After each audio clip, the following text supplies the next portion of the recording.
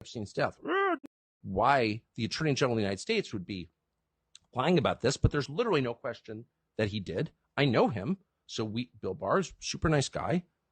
We reach out to Bill Barr like, hey, why don't you come on and explain why you lied about Jeffrey Epstein's death? No.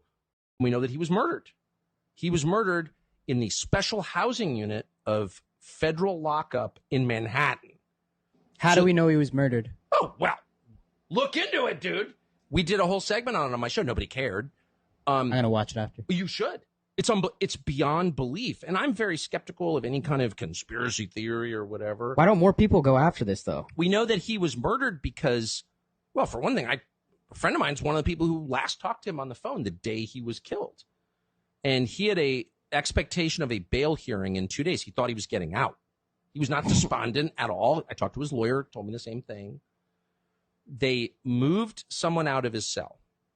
They put two people, one of whom was not even a full-time prison guard, on duty. None of the cameras trained on the cell worked. They were all out of it that night. They locked the front of the special housing unit that had 8 cells in it, but then they opened all the cells inside.